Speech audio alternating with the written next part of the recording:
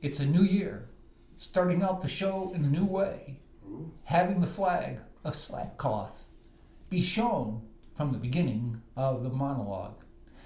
And believe me, this flag was not in the back of a pickup truck in New Orleans. We all know what happened there. The Islamic terror attack.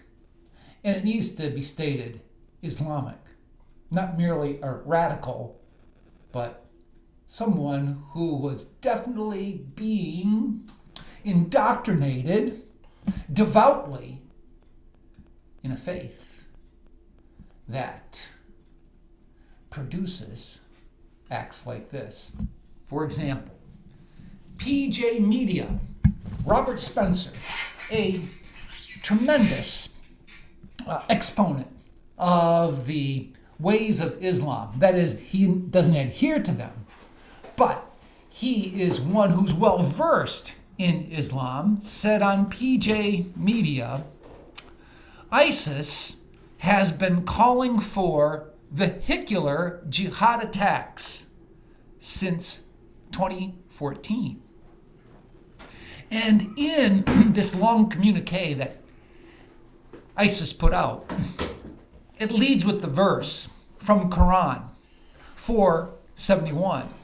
O you who believe, take your precautions, then advance the proven ones, or advance altogether. Then it added these words.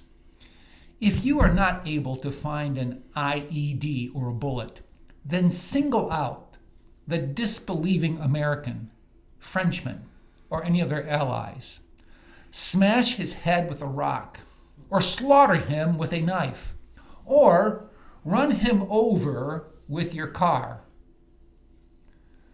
or throw him down from a high place, or choke him, or poison him. Let your slogan be, may I not be saved if the cross worshiper and the ruler ruling by man-made laws patron survives. Right there in that communique, you see the imperative given to those who follow Islam to run people over with their vehicles. Now, this is not the first. We've seen this before.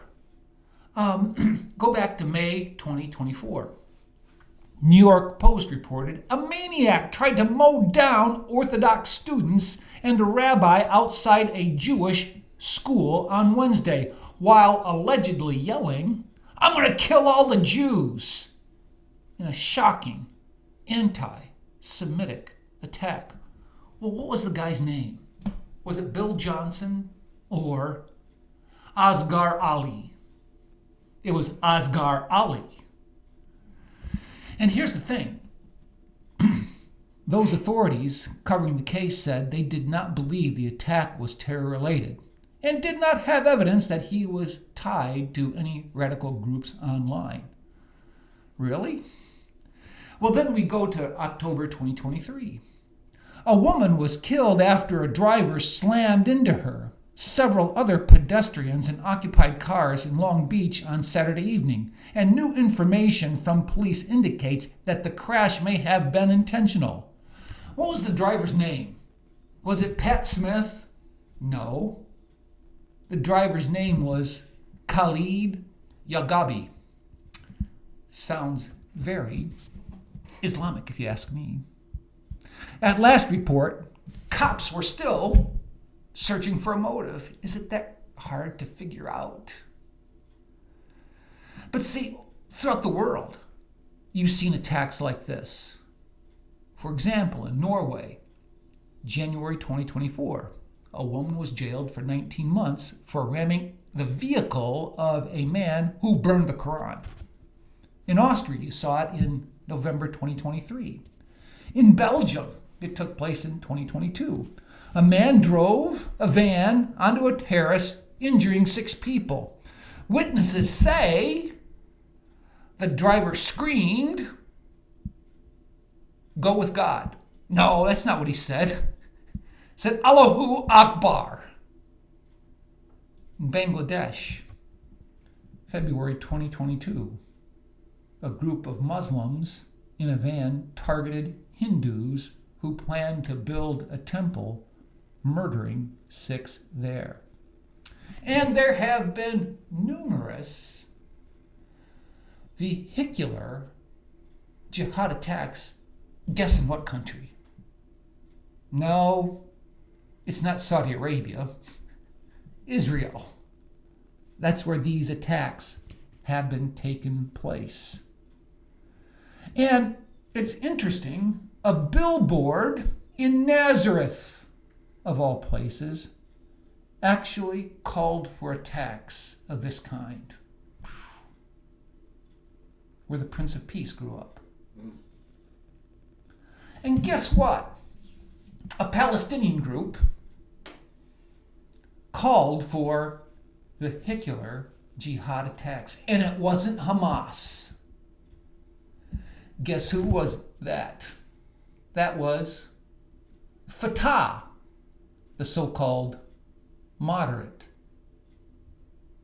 Palestinian faction.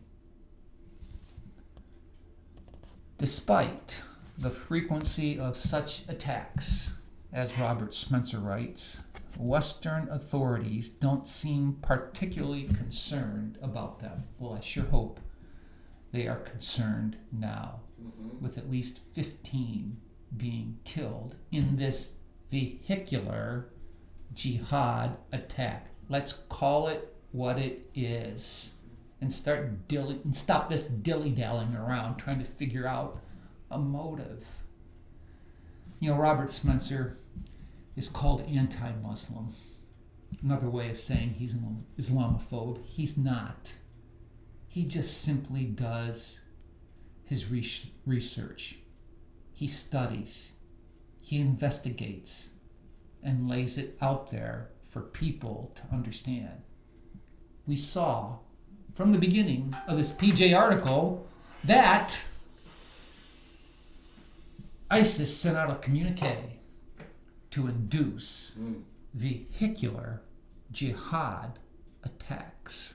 Let's wake up. Let's hope this new administration will be very alert and awake, unlike the Biden administration, which seems to be asleep at the wheel when it comes to jihad in Islam being carried out even in America. Well, unlike Tony Kornheiser, I'm going to end it the same way. I cannot promise you that I'll do better the next time, and unlike Tony, who waves another flag, I'm just going to continue to wave the flag of sackcloth for humility. Bye for now.